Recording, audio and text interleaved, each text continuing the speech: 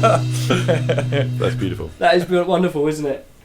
Well, thank you everyone for tuning in for a second time. You survived the first one. Mm-hmm. Welcome to the Unity in Music podcast. We have with us today Mr. Josh Locke. How's it going? Hi. Don't know, I've got a big enough ego as is.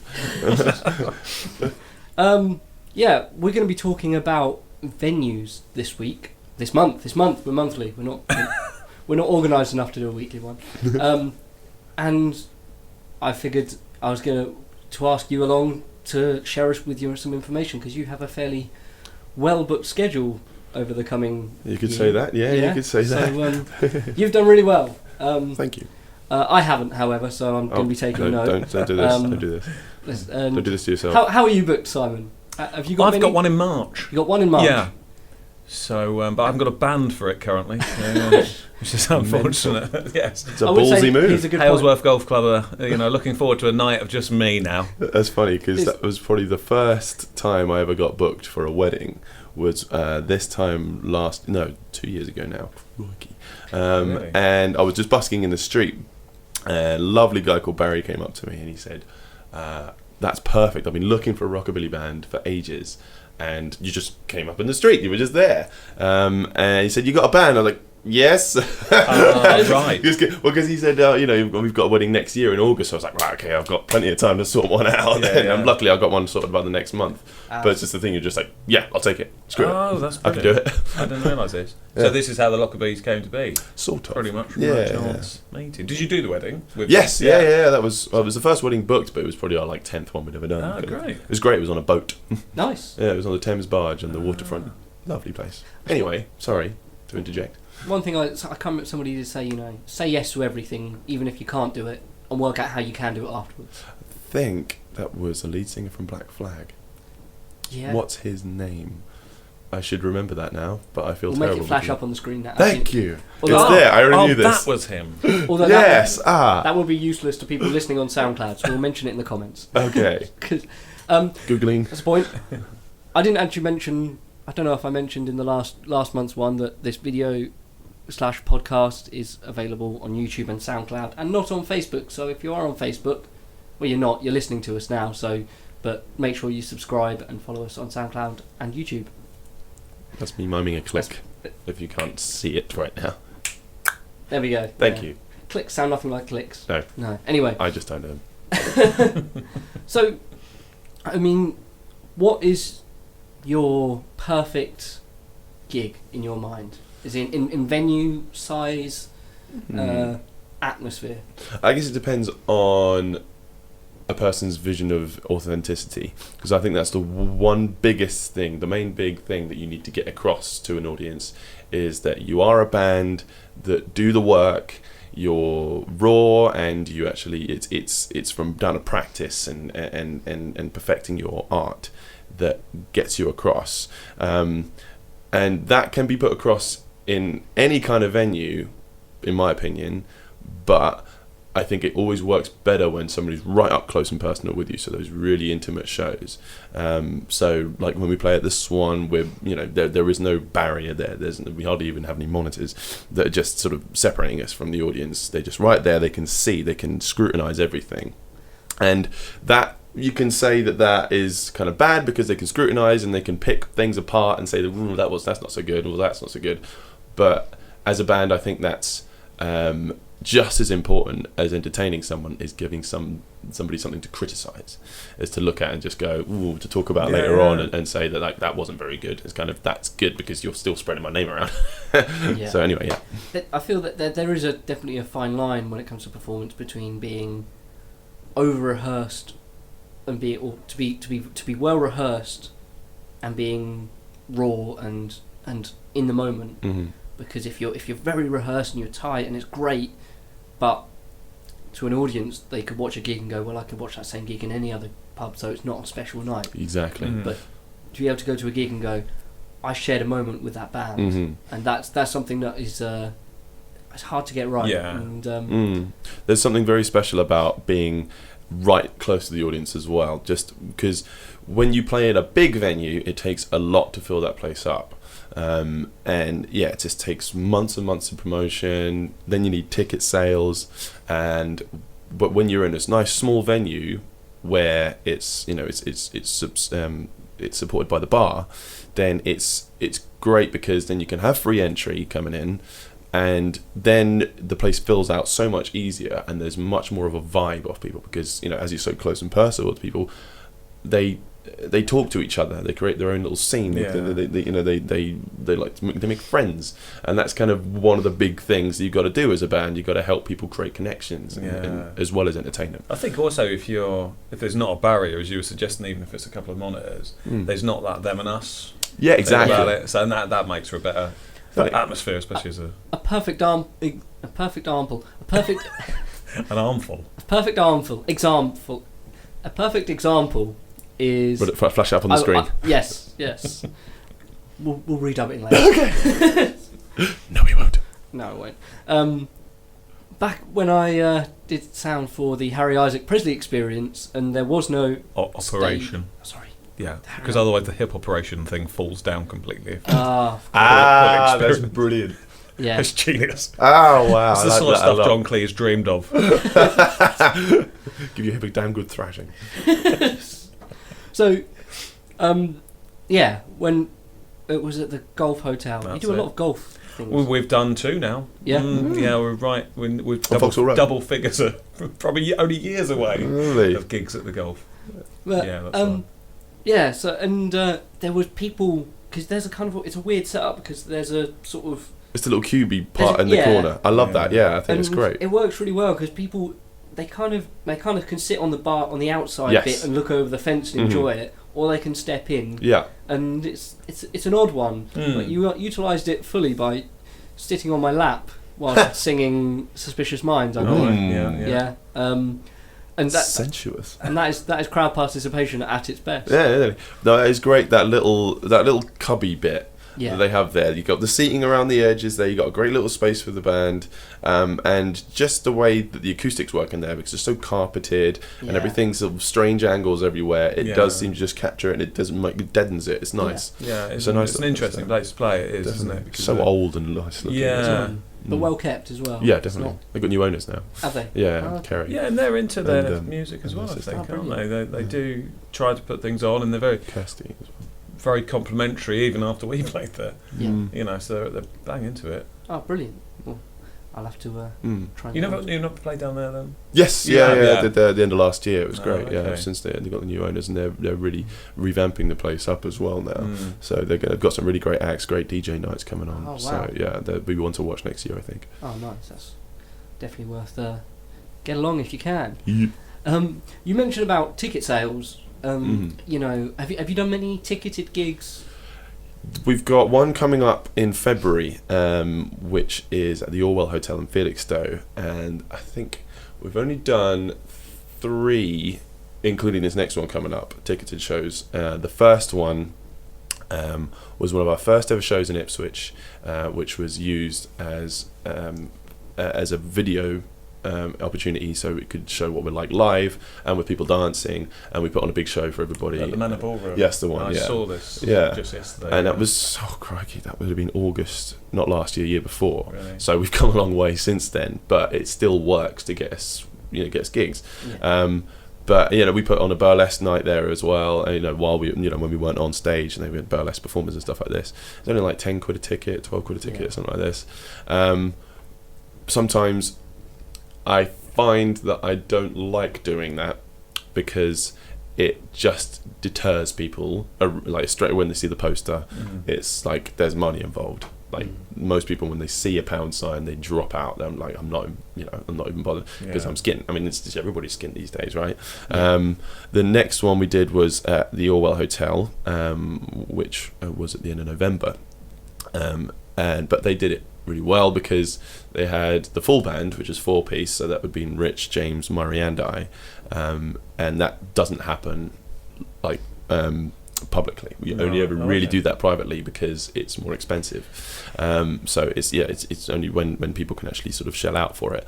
But seeing as there were tickets going on, it was a little bit more feasible. But they also did the 2-course dinner with it as well, and it was all Americana themed, lots of sort of barbecue food and things like that. Doing the same thing on Valentine's this Saturday, 13th of Feb. But same thing again. Sorry, missed it. Plug in passing. Yeah, I always feel that like a ticketed event for such, like it has to be a bit more of, like I say, an experience, a special show. Definitely. Benjamin Bloom, who we were originally going to have on with us this month. Good guy. Lovely guy, and his shows are a complete composition from start to finish of how they work with the light shows. They've got projections and stuff, and that's not the sort of thing you can do in a pub or you can do in a small venue.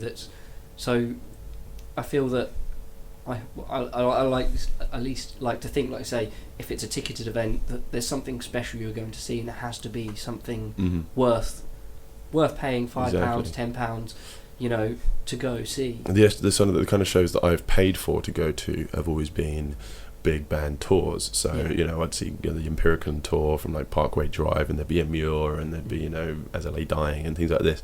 It's there'd be loads of big name bands all at once, and there'd be like 30 quid, something like that for a ticket. And you sit there thinking, well, I'm getting a big wealth of experience from these different bands, and so I feel like I should pay that amount of money because how else are they going to get down to the UK? But when it's the setup like we have, it's it's a full night of a band. That is a little bit more difficult to price to people because it's kind of like have a whole night of not the same thing. We don't just play the same thing over and over again, but it's that same vibe. And I think people really do need variety if they're going to be shelling out a load of cash. I agree with you there. It's difficult. We've held a couple of ticketed events and always feel just us is not quite enough. Or something of a similar ilk to us is mix it up. Definitely. I think it always depends also on branding a lot, because if you've got one big band that people know and have already trusted as an entity, then it's much easier to suck them in. Yeah, of course. That sounds a little bit sexual and devious, but it's also. But if you are putting on a night of smaller bands, then you need to have, at least one big name or something like this, or a big collective of good acts that are up and coming, for people to sit there and go, okay, I'll pay for that. It's very, very difficult, as we all know from putting on shows when we've been in original bands and things like this. Yeah, because it's the purchasing of tickets is a commitment that you have to get people to make, isn't it? Exactly. And that is human nature. What if I want to go on holiday? What if I want to get my nails done? Exactly. I'm constantly battling with that. I'm just going to pause it there because I've noticed there seems to be a weird noise that might be happening. So if we pass me my headphones. Shall we continue? Of course. Sorry about that. We'll resume now. Hopefully the hum that was happening earlier whilst Josh was talking can be edited out. Oh, it's happening again. It's right if it hums in harmony. So, a minor hum. Oh yeah. We'll just make sure the guitars are tuned to that, and when to a fifth, you can do a song to sing us out. Yeah, of course. Cool. We'll just make sure that it's tuned to that hum. Try and stop me. Cool. So we talk about ticketed events. We were talking about ticketed events, and how they can change what a show needs to be for that sort of thing. It's something that we always, with Unity Music, when we did the open mic night, we're trying to work out whether we could do it as a ticketed event, or at least as a free event, and you pay to play and be filmed.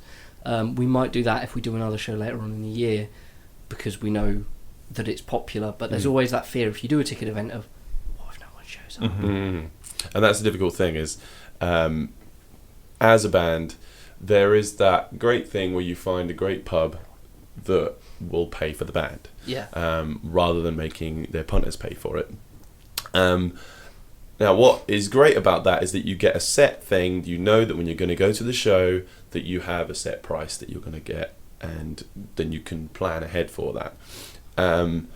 The trouble with ticketed events is that you can earn more than that, and it's that thing of, you know, you can actually weigh things against it, but then you have to have profit plans A, B, and C of making sure, like, what if it's a good scenario, what if it's a bad scenario, and whether it's actually worth the risk. And yeah, there's always that thing of like, okay, what if nobody comes? But then there's also the thing of, I could make loads more from that, but also I'd have to reel back how many shows I do locally so that we actually get more people to come along, so that people are just like, well, I've just seen them last week, why would I pay 10 quid to go and see them next week? So then you have to do, instead of doing a gig every week, you have to do a gig every sort of 3-4 months, just so that you build up that amount of ticket sales. So yeah, it's a risk. It can be a good risk, but I'm not willing to take that really that much. I feel like you say about sort of spreading your shows. I try and keep with the rule of doing that, even with sort of playing pubs. Of if I'm playing a pub in Ipswich, I won't play there again.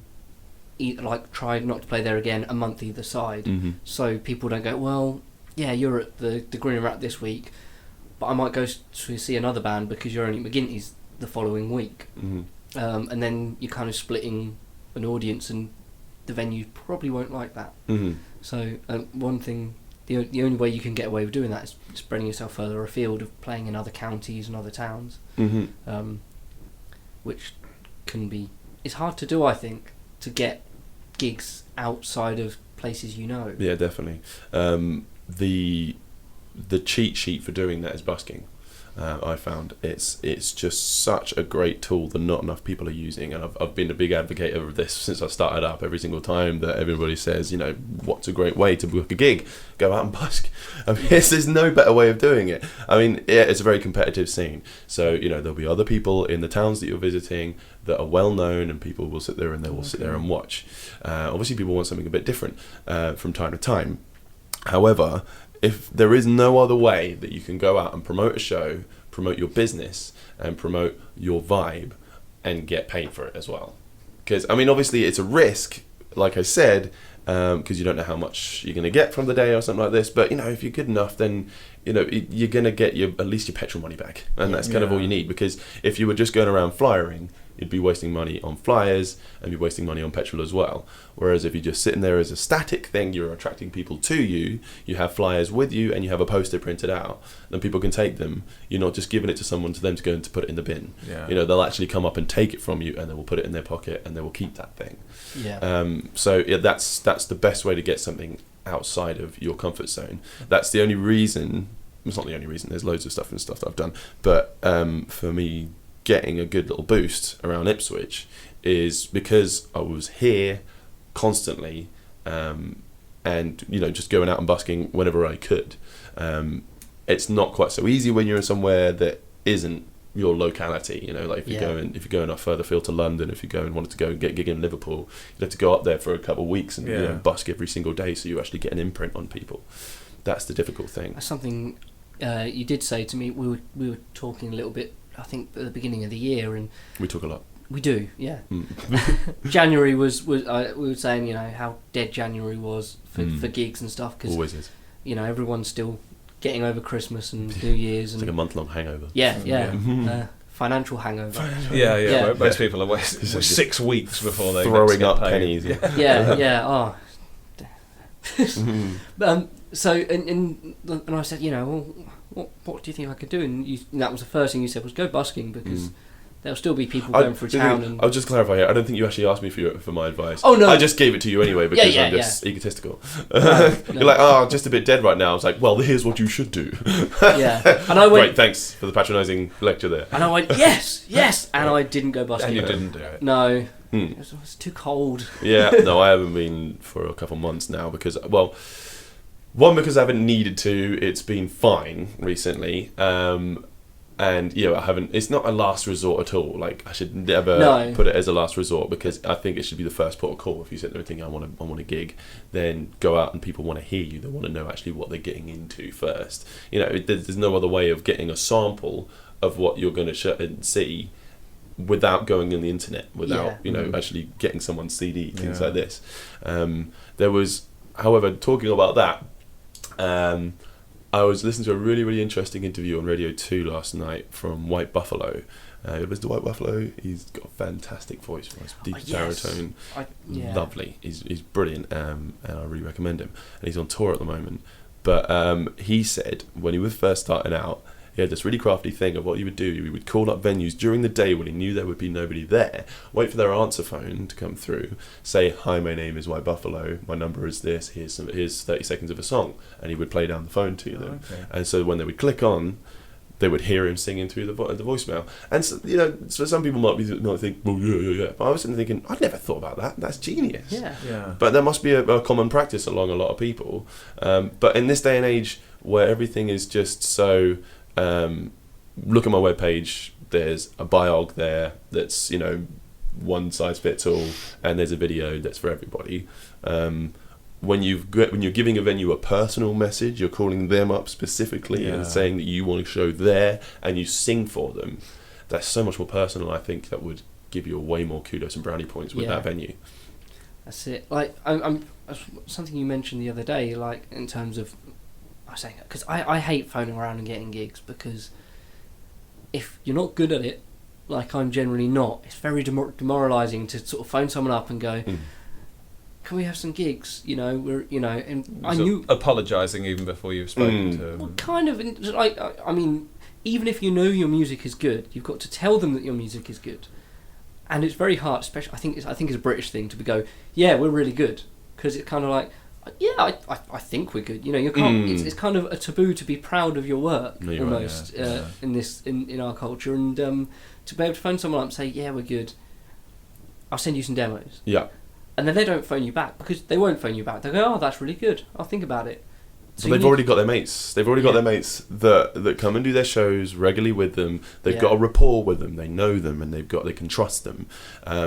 If you are going to them and asking for them for their trust, it's exactly the same as you just going to someone, "Do you want to be my friend?" And they're straight away like, "What? Who are you? This is terrifying.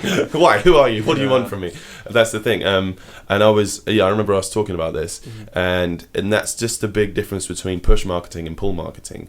You've got that if you are looking for shows and you push it on people, you have to push way more, because again, like I say, they've got their mates and they've already got that product that they are very happy with already. It's like asking someone to use Sif instead of Detox, and they're just like, "Well, I've used Detox my entire life and it's worked fine. Why should I use Sif?" People are naturally cautious. Yeah, exactly, right? Yeah, really. But so the way to get around that is to make them come to you. So that's pull marketing, and that's what's been my main focus from day one. Was okay. From my past bands like Stratospire and Kismet and all these different types of things, it would be I would be booking things by talking to people I know that they are booking things, but I don't know them personally, and I'd be sending them emails, "Hey, my band's really great, check us out." And this is pre we have a YouTube channel, we have a Facebook page. Well, we did have Facebook pages. It was MySpace back then, wasn't it? MySpace and Bebo. It's crazy. Yes, yeah. But you'd have stuff on there, but it'd be really crappy little videos. You wouldn't be able to have so much. So it'd be you'd have a little demo CD that would be done on a friggin' Jessup's thing or whatever. It was before home recording got good as well. Yeah, exactly. Yeah, so you just have to go and shell out loads of money. But then I was fed up with that, because nobody would actually get back to you, and you'd only still carry on playing the same places. Not that that's a bad thing, but if you want to move on, you've got to go to different places that don't know you. So my idea at the beginning was just like, I'm not doing that, because straight away, if you are asking somebody to come to book you, you're devaluing yourself, because straight away in the person's mind is they're going, okay, well, if they're asking for gigs, that means nobody's booking them. So it's kind of, why aren't people booking them? Why aren't they busy? So I'm going to be a bit cautious about this, because I know the people that I do book are busy. And straight away, if you're saying to someone, "Can you book us? This is our price," they can say, "You've come to me, so I can egg you down. So I can get you down on how much that you want to be charging, and I can devalue yourself as a product straight away in your own mind." Whereas if somebody's coming to you and they sit there and say, yeah, I've heard your band's really good. I've had, so many people coming up to me saying we should book you. So, how much are you? They ask you for your price. You say what the price is. If they say, you're like, well, thanks, goodbye. If you don't want to pay that, don't come to me. If you want us, then that's what we go for. Exactly. So it's just like if they've got that desire for you, it's like if you're going on something on Amazon and you're like, oh, I really want that car radio. Oh, but it's 350 quid. Maybe I'll talk to Amazon and ask them if I can pay 200 quid. No, you came to them. It's just like they didn't ask you to buy that thing, so exactly. You're not. The desire's there in the first place, isn't it? If they've come Exactly. to you, so and you've got a definite price. I have done that on eBay a couple of times though. Please, this is so pretty. I want it. Oh, I see. Yeah. Looking straight at They even coated them in gold for you because you wanted them so much. Coated them. I said I want them, but they're made out of two boring metals. Can you coat them in a precious metal, please? They said we have silver. I said no, gold. Rose gold. gold. Okay, you did come to us. Exactly. But you see what I mean? Yes. Oh, definitely. That's a very good way of looking at it. And it's all these things. It's kind of when you think about it, it's like it's so obvious, but until someone tells you or you sit and work it out, it's very hard to sort of see that. Like I say, finding venues and having the right conversation with them that makes them exactly. But you've got to put them in that conversation yourself. Yeah. I mean, they're not going to get in the frame of mind to sit there and think, oh, okay, I've got to be ready to talk to this type of person without you giving them that kind of that incentive from all the different stuff that you've done to promote your band. Yeah. So if you've got a great brand image, or I keep using that word brand, but it's what it is. Yeah. If you've got a great brand image and a great word of mouth around you, then they know the kind of deal you are before you guys have a conversation. Yeah. So it's kind of the thing of if you're just out of the blue, hi, I'm a random dude in the band. It's like, well, I don't know who you are. I've got nothing to tell me how you deal with other people, because it's all good for you sitting there and going, yeah, my mates say I'm good, but most of the time what pubs, venues, clubs, bars want to know is what other pubs, clubs, venues and bars think of you, and they talk to each other more than you think. Everybody seems to think that everybody's in competition in a local community, but that's the thing, it's a community, it's a local community, and people, even if they're not the higher echelons of landlords and things like this, they may not talk to everybody else because like, we're in competition, you're making money off my customers. The people who are working in the bars will go to the other bars and they'll say, oh, we had a band come in the other day and they were really professional and they were great, they got the crowd moving, they bought a lot of drinks, and that's the big thing. So that's most of the time what will get you the faith. Yeah, definitely. There was one. I've lost my train of thought already. Let's go to the next point. Oh, there it is. For the people listening on SoundCloud, Josh Locke just pointed. This show also comes with audio description. Harley gets out his phone. Right. There will be an artist's impression of this entire interview available on the internet. Simon's somewhere. wearing a judge's wig. So, do you feel that there is the right venue for the right artist? Yes. It really depends on how flexible the artist is. With the thing of, back to it, branding, it's much easier for a band like mine to cross those boundaries. So you'd have some great places we play, like the Waterfront Bistro, Isaac's and the Swan. Now, if you look at all three of those, they are completely different beasts. Waterfront Bistro and Isaac's slightly more similar because they do food. They're quite sort of, I say, upmarket. Yeah. But the kind of clientele that you get there, whereas you'd have a nice rustic looking place in Isaac's, lovely clean cut looking place like the Waterfront, and then a lovely Camden style bar in the Swan. Whereas if you try to think of a type of music that fits in all three of those places, it'd have to be something widespread. It'd have to be something that crosses genre boundaries to get the type of customers that you get in there, because the type of customer you get in Isaac's, a lot of time when I go in there, it's a lads going out for a night, you know. Yeah. People on the waterfront, you know, families that go for a meal. And the Swan, it's, you know, alternative people trying to find something different. And what crosses all of those things is 50s music, in my mind, because, yeah, sure, there's loads of it out and about there. However, in Ipswich, there's a gap in the market for that. And there's, you know, it's that thing of, if you can make people dance, no matter what background they come from, then you've got them. However, that's not as easy as it is with an originals band. I'd say you, was it just what would be, when we're filming this, last Saturday you played my girlfriend's birthday party. Yeah, it was so fun. It was very good fun. Thank you very much for doing that again. Thank you. It's funny. It's fun. And but she came along to one of your shows and said, I want them at my birthday party. And I said, really? I didn't know you were into this sort of music. And she said, well, no, I'm not, but I want to dance. Everyone in this room is dancing, and if they're not, they're at least enjoying it. I've got my friends who are the same age as me. I've got my parents, friends, you know, aunties, uncles who are a bit older.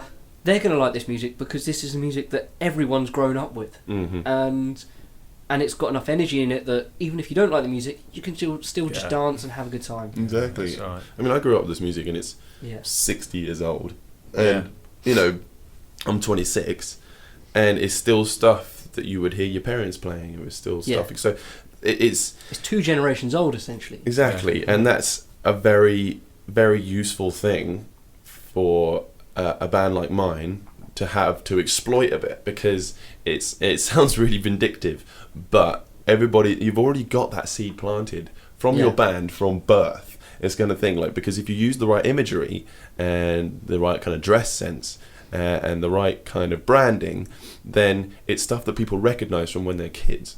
So it's stuff that they already trust. You don't have to build that trust up with something that's new and progressive and things like this, and people go, oh, I'm not sure this is scary to try it out. It's not scary. There's nothing difficult about my band. Homely. Yeah, exactly. Your neighbourhood friendly rockabilly. Yeah. I think there's an appreciation amongst, especially with the 50s music, amongst people of the generations Harley was referring to 2 generations earlier, and mine as well, which just love seeing young people play it. You know, it's really encouraging. Yeah, I remember when I was setting up at the Labour Club, and I got talking to one of the people who was a member there and on the committee.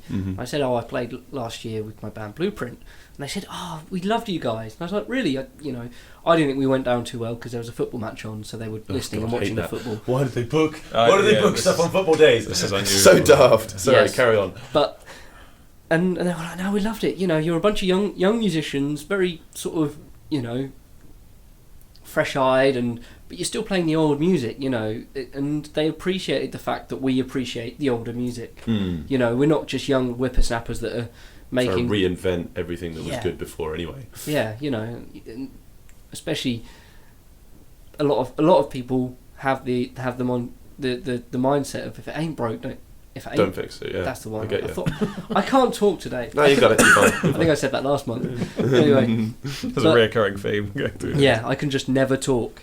But yeah, and I think that's an important thing that, you know, for people like who want to do something, and we're in a musical time when stuff are being reborn. You know, when you from sort of the Mark Ronson stuff, Amy Winehouse, doing the sort of the old school stuff, and just sort of bringing back that old sound, but with a modern twist. You know? And the modern twist is that you can hear it a bit better. Yeah, that's it. You know? Yeah, and the musicians can hear it.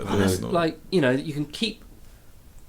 And it's not like it's newer sounding, it's not as good, because people are swapping between tape and digital all the time. You know, I saw Mark Ronson, on one of his albums, recorded all the drums on tape and then brought it into the computer, so you still had that saturation, but then brought it into the computer and added sort of the electronic elements, so then it backed it up, and you had a full sound with a load of soul but then you've got the control and the full mastering that you get of modern music. But I think going back to the live thing about it and that's shows. What we're talking about. Sorry, but it's the thing of with the older type of music, it would not be multi-tracked. It wouldn't be something that you would actually, and have a mastering engineer. It would all be done live and in the studio. And I make sure that whenever we are doing band videos or band recordings, it is exactly that. We are together in a room and we are recording as a band with just mics around us. In a box. Yeah, just in a box. It's just there, it's straight there, and you know exactly that what you hear in your recording is going to be exactly what you see live, and that is a very predominantly vintage kind of style thing that people still use. And, it used to be people just gather around a gramophone and it would just go into the freaking thing. Beautiful. But there's no other way of, one, showing the vibe that you put across, two, showing the level of musicianship you've got, that you can just do it off the bat, live, one take, done. Mm-hmm.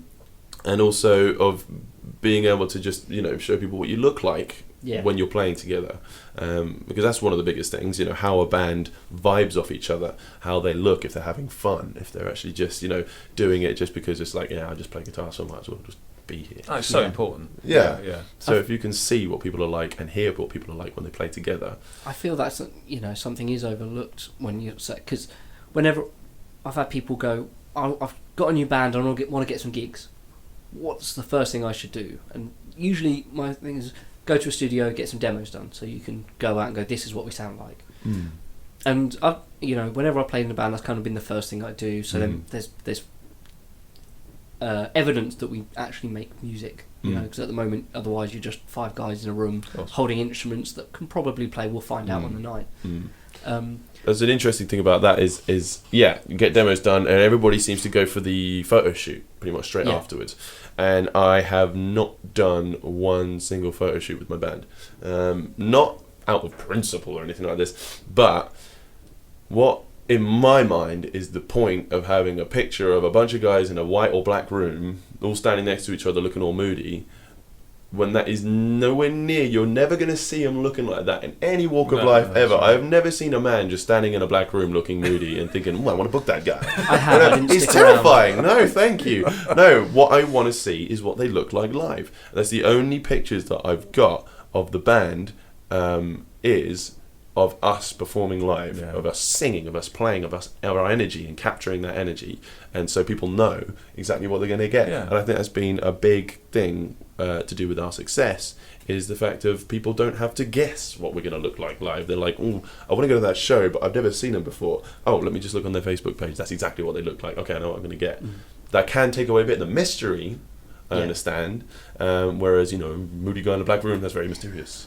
But if you want people to come to a show and you are not mysterious, we're not a mysterious type of band. We're not holding anything back. We're not doing something progressive and mental. We are doing exactly what we say on the tin, so we might as well show people what we are like on that tin. And that's a huge advantage for anyone that's booking you as well, isn't it? That's the thing. And there is a bit of mystery, because the mystery comes in, I want to go and see them. See what that sounds like. Looking at a Facebook page is not like standing there watching the Lockerbillies play. Well, just before I came here, I was watching a video of a band playing live, and I was like, I really wish I could go there and see it live. People think, oh well, if you film loads of stuff and if you record loads of audio, people won't need to see you live because they've got everything. But there's no replacement for face to face. But then we forget that we are all three musicians. So when we see that, we're like, what does that sound like? Oh, what does that look like? Oh, I want to see if he can actually do that. And it's kind of a judgmental thing, almost a little bit. But it's also the fact of being able to experience live music is a joy that musicians have in a completely different level than somebody who does not particularly follow music as much as we do. I'm listening to music all the time. It's my lifeblood. If I didn't have music, I would go insane. But it's with somebody that just they like a bit of Calvin Harris, they like to go to Vodka Revs or whatever it's called these days, and it's just how do you get them? How do you get them?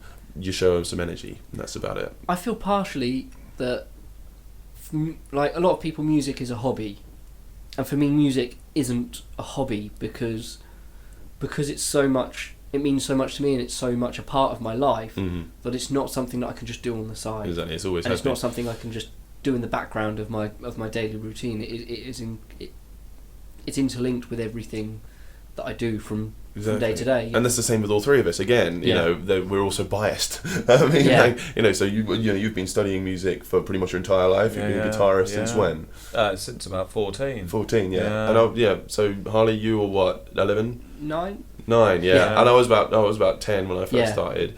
And you know, we've all been that entire lives just surrounded by musicians as well, because that's, you know, you surround yourself in your tribe. So, you know, people like us, we have such a biased opinion on music that can come across when you're marketing an event. If you're trying to get people to come to a gig, it's just like, well, it's a gig. You know what a gig's like. You've been to loads of gigs before, haven't you? I mean, you know, I have. No. So if you want to get numbers there, a very vast majority of those numbers aren't going to know anything about music, aren't going to have it as part of their lives. So you need to give it to them. You need to give them that experience that you've accrued over, you know, decades. Yeah.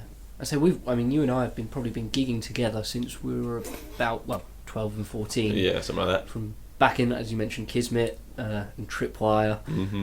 and we were putting on.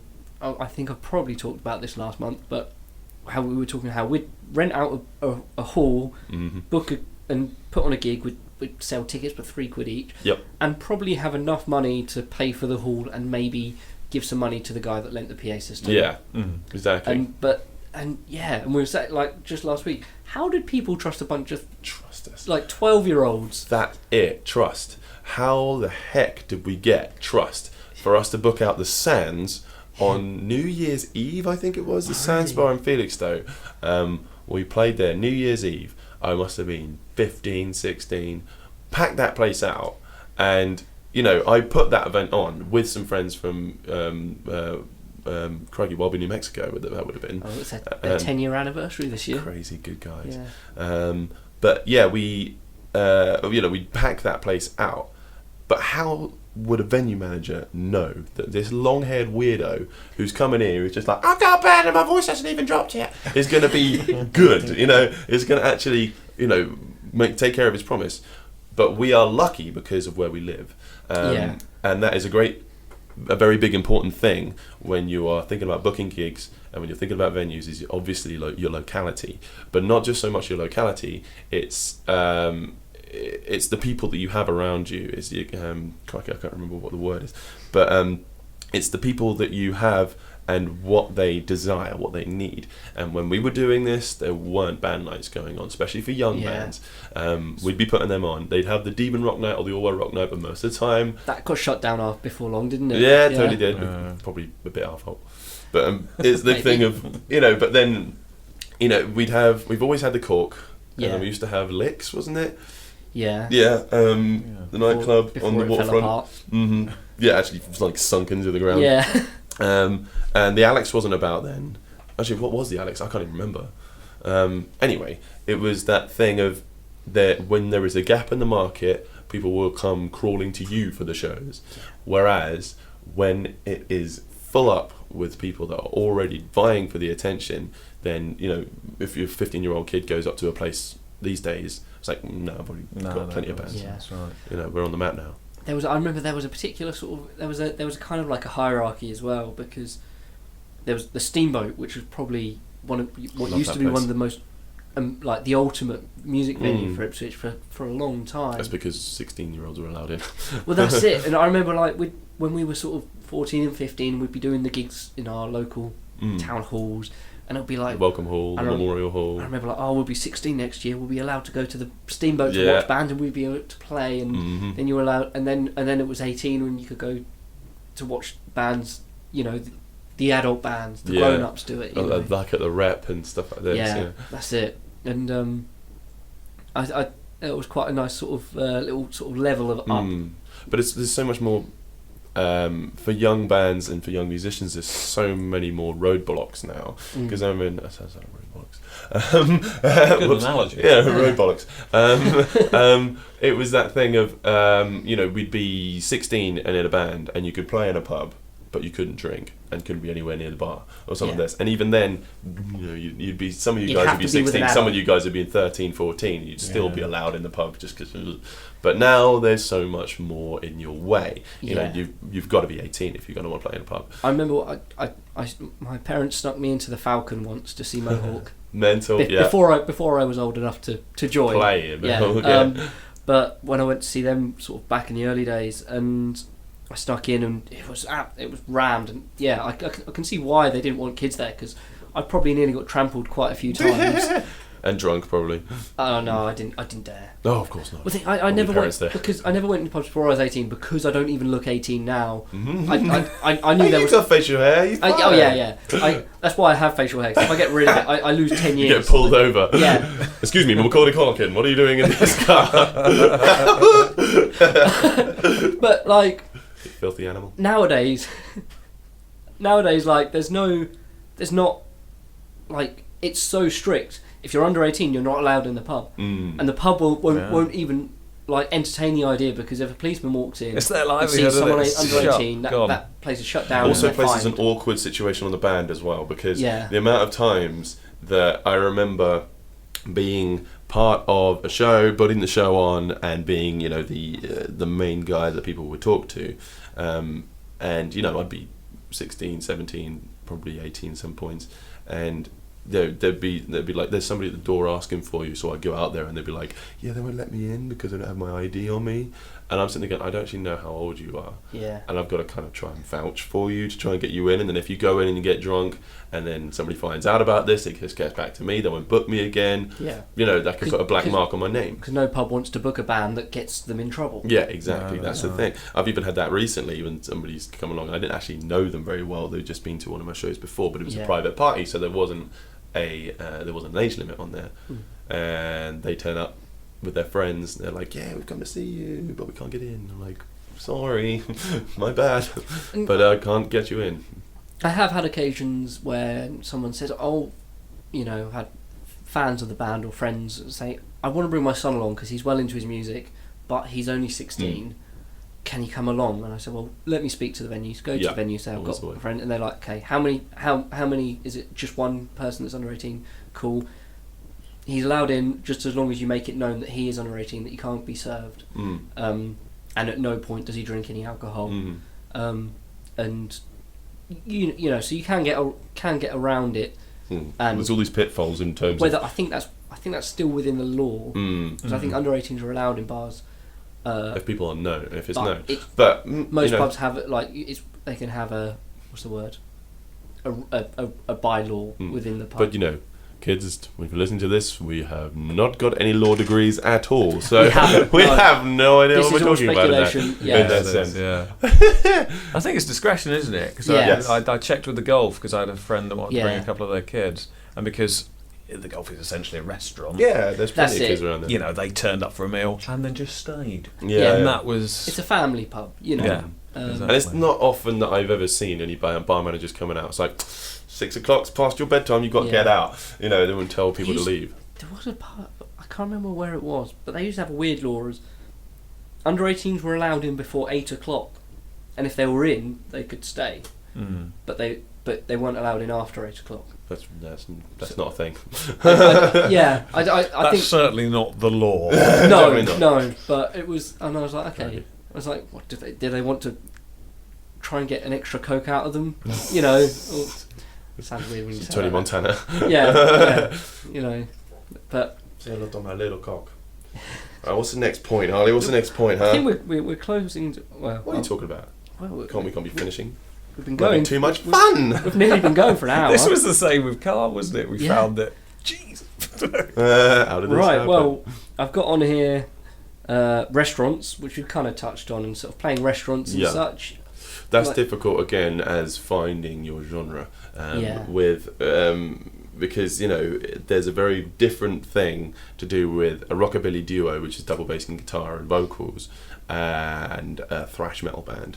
Yeah. That's what I mean. Everybody steps on thrash metal bands. It's annoying me that I'm just doing it myself. I'm just like, something extreme. Let's just say thrash metal because that's terribly extreme. No one wants to listen to while they're eating. God, no. Well, yeah, while you're eating, maybe not. But it depends if you're playing. If you're playing Isaacs, if you're playing Isaacs, or you're playing in like some kind of biker bar in the middle. It depends on the venue, obviously, and your clientele. I guess it depends on the music. I've done a few sort of like wedding breakfasts of background music and stuff like that, with like an acoustic trio, and it's really odd because you get to the end of the song and no one claps, no one applauds because they're eating. That's busking is the best practice for that. And then you finish and you're like, oh.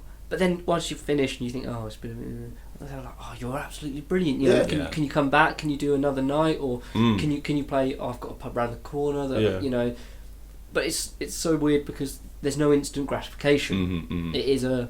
We are egotists by definition. Oh yeah. As musicians, massive. we need that. But you know, as I think most people I've met who are musicians are horribly insecure, but they're out there showing themselves in front of people, and they constantly need applause. They need something just to say, yes, okay, I am a real human being, and actually do something that's worthwhile. You know, it's almost like you described earlier. It's a form of punctuation, not the sort you were talking about. No, I was talking about swearing. It is. It's well, you wouldn't want that as opposed to bugger that. Is that acceptable? I don't know. It's YouTube. It's fine. And SoundCloud. Oh yes, of course. We'll put a parent advisory sticker on the front. What, we Limp Bizkit? Yeah. Right. Christ, that shows my age. Right. They're coming back, I think. They're doing another tour soon. I could be wrong. I probably am. We were discussing a little bit about the Owl Sanctuary. I feel we should mention this. It's not something that we all know a lot about. I am uninformed completely. But this is a venue in Norwich that's had a lot of publicity recently. From what I've heard, it's not a place I've been to, but a place that a lot of friends have played at and have done regular shows at, and it's what people explain to be the ultimate venue. The promoter really promotes hard. Like even the main guy himself has been known to sort of go out, hand out flyers. They pay the band really well. It's not just it's for exposure and stuff like that. That's one, Exposure is the worst word. It's the most offensive thing you can say to a musician. Or any artist. Well, yeah, Carry on, sorry. But, the story is that the venue owner owns the business, but not such the premises, and the guy who owns premises has decided that he wants to sell it, turn it into flats and knock it all down. And a lot of people have been sort of going, please don't. And it's had even probably a little bit better than that. Oh yeah, but we don't want to peak the pre-op. Excuse me, sir. But I think even Steve Coogan has got involved in it. Actually, Amazing. He's gone out and said, because from his Radio Norfolk roots. Yes, I'm sure he has somewhere. The Mancunian that's all about Norwich. Yes. That was brilliant. But he's very he put out saying, please don't close this venue. Somewhere that he's been to, I'm guessing. No, it's a good idea. I'm sure he's probably been approached by people in Norfolk because of the roots with his character. Yeah, and I very much support the plight of it, and hope that they can save it, or at least the promoter and the venue owner can move to somewhere else and keep up the good work that they've done so far. It's tragic because it's not even anything to do with the fact that anything that gets held there is not supported. It's not like in fact, on the contrary, business. I think that's what's really upset people. This is it can't be blamed on apathy. No. One of the few venues. Somebody who hasn't been doing their job properly. And then of course you get loads of people, with the apathetic cases, you'll get people go, oh, that's a shame, whilst they're sat at home not going to a gig. Yeah. And then... Oh, well, then they'll start moaning in our music. All you have to do is then go on the internet and say, oh, I've signed a petition. Yeah, exactly. Thumbs up. It's not really a case of that, even, is it? It's just... a greedy landlord. Yeah, landlord. Yeah. Fantastic. That's what you need in the music industry. No. No. There was one thing I actually did want to touch on. Was the Owl Sanctuary tragedy. So just to punctuate that. But hopefully let's hope that it just doesn't happen. But some of you guys might notice that whenever I am promoting a show, I do my own posters for it. And I think that is a very, very important thing that not enough people are doing. Too many people rely mainly on venues and promoters to sort out their imagery for them. And that is stupid. I don't know. I don't think, I'm not calling people stupid just for leaving it to someone else. But I mean, I don't have a graphic design degree. I don't have some kind of formal training on how to, present a good poster. It's just a fact of what does your band want to say what is the kind of the image that you want to put out to people. It's easier for me because obviously I've got 60 years worth of imagery and eye-catching things to play off of, but I don't let people make posters for me because they're not the ones that, it's just like, the only thing that you're promoting is your pub or your event agency, and people already know what that kind of looks like already. Whereas with the band, you need to put across a feeling, you have to put across your vibe, you have to put across what you look like, and too many times not enough people put the right info on those posters. No. They'll just sort of say rock and roll here, Thursday, Like, massively and it's just generic. Description of it's what's like, going to happen. Okay, what time is it happening? What's the bloody address? Yeah. Sorry. What's what, where, when, how, why? All this kind of stuff. All the right questions that need to be asked is the big thing is why. Why do you want to be there? And that most of the time, the why is put across in your imagery. And if somebody, if somebody's listening in this and they're going, okay, I don't know what the hell he's talking about, go on my Facebook page and look at all the posters that I do very for the well. band. Well, I just do it, but the thing is, I only do them on Microsoft Publisher. I do them on Microsoft Word. I actually just put them together using word art and all this sort of stuff. But it's easy. I mean, I put quite a lot of time into my posters because I want to say anal, but I thought we said we weren't going to swear. Is anal a swear word? I don't know. Stop saying anal. It's all about context. The word anal. Anal context. But yeah, it's the thing of I spend a lot of time with them because I care about my brand image, and if you want to get somewhere with your band, you have to care about your brand image and don't let anybody else take over that for you. Right. Even if you are, I don't work as a democracy of the band. No, okay, I do. I always ask the guys what they think about things, but I take over everything because I don't need to put extra stress on them. Is the thing, and it's so much easier for people to get what is going on if it's coming from one person instead of 5 people's different opinions. Yeah, exactly. Yeah. So as I know exactly what is right in my mind for my band, I don't want anybody else assuming that they know what our vibe is and what's going to get our crowd to a show. So if you want to get the right people for your own show, you do your own posters, you do your own promotion, you do your own imagery, and you get it out there yourself.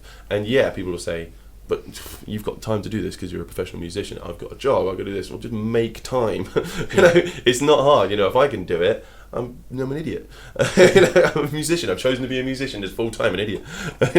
But it's the thing of if you actually want to get somewhere with it, you will put the time in, and if you don't, you will wash right the hell out. Definitely. Carrying on.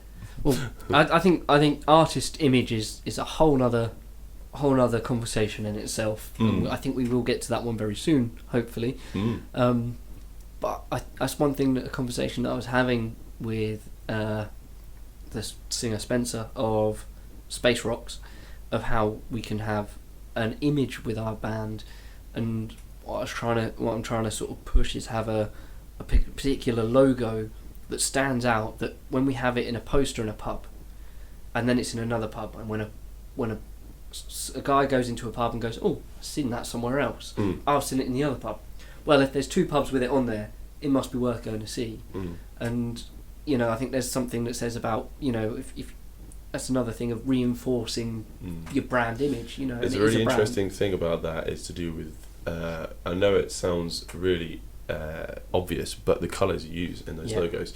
The colours I use in the Lockerbillies logo, it's just black, dark red, and a sky blue, and a little bit of a gold bit from the writing. But there you have the black and white, not so much. The red, white, and the gold. It's kind of like when you're creating a band logo, it's like creating a sport team strip. If you think red and white, you'll think Arsenal, or you'll think of Liverpool or something like this, or Manchester. They're thinking of Manchester United, sorry, just in case somebody's listening to that. Don't you dare say Man City's red and white. But yeah, sorry.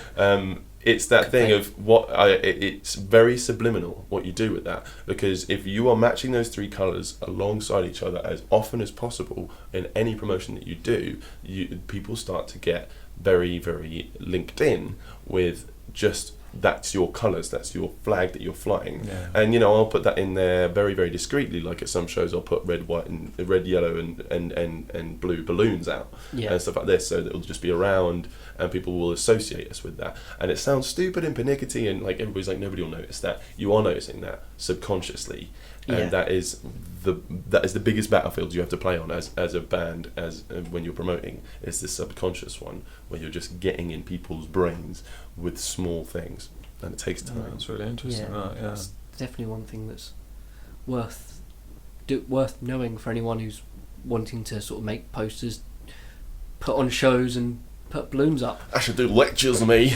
Oh, you should. Aye. all in that accent. Aye. What you want to do is, go out and play your guitar. Sorry, I don't know what that was.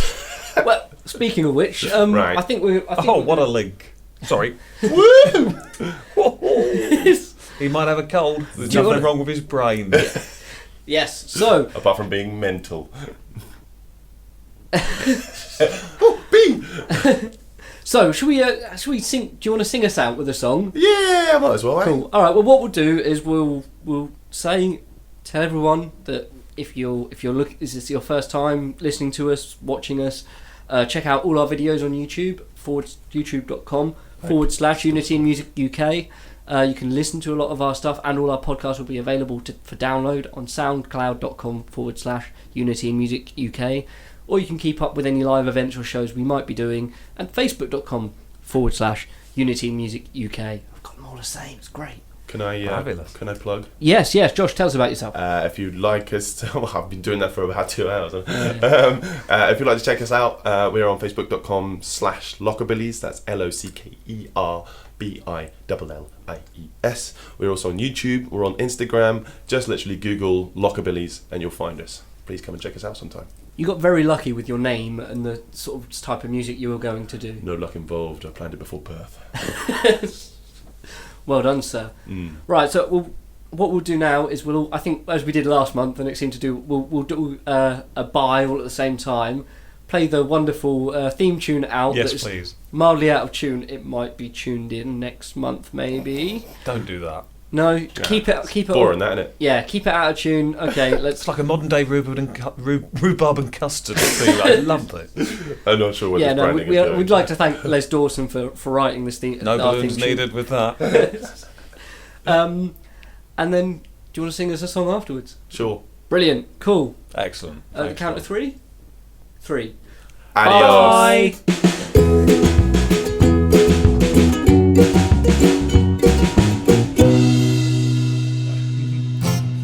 John Henry's pappy woke him up one midnight.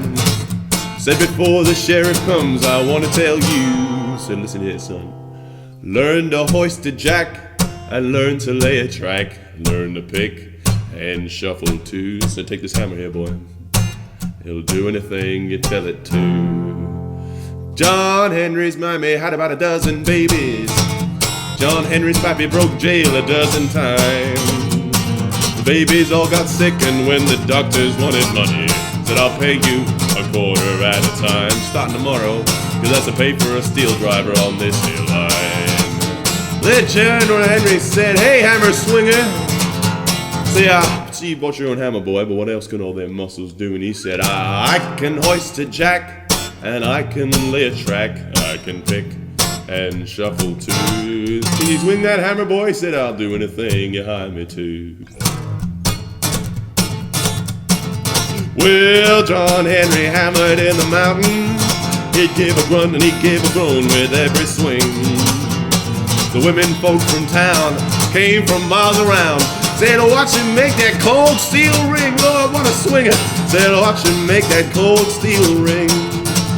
But then the section foreman came up laughing. Said, you're full of vinegar now, but you about through.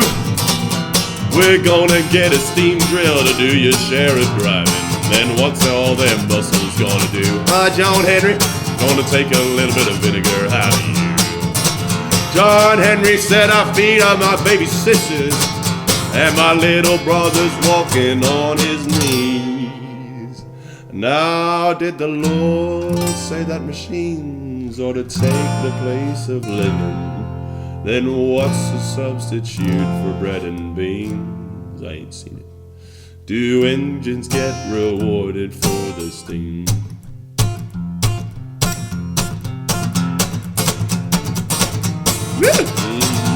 There was a big crowd of people at the mountain.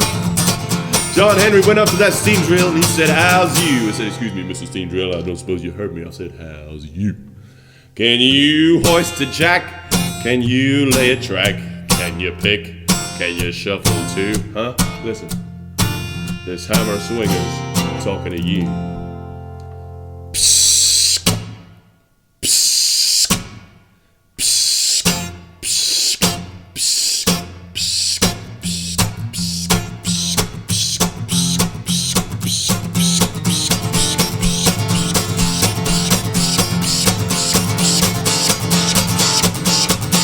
"2,000 people hollered, 'Go, John Henry!' And somebody hollered, 'Now the mountain's caving in.' John Henry told the foreman, 'Tell those kind folks to just stand back. They ain't nothing but my hammer sucking wind that keeps me breathing. This steel driver's muscle I ain't tin.' Now, John Henry said to that foreman, he said, 'I'm at the finish line and you bowed through. That steam drill's gonna go up, but you ain't got the brains to quit it. When she goes up, just scatter across the hills, Lord, Lord. When she goes up, just scatter across the hills.'"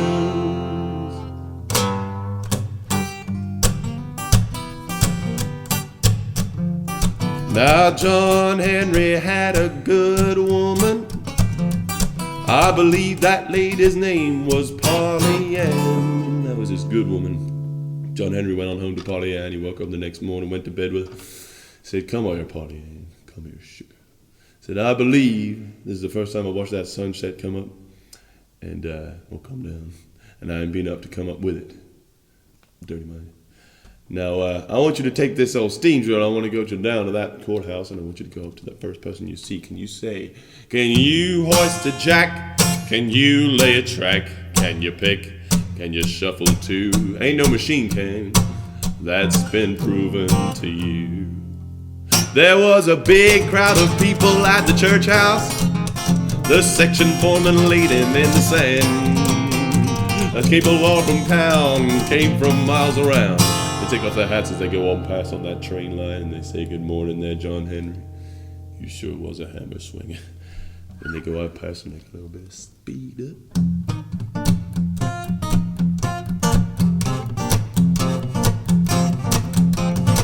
They start picking up a little bit of steam.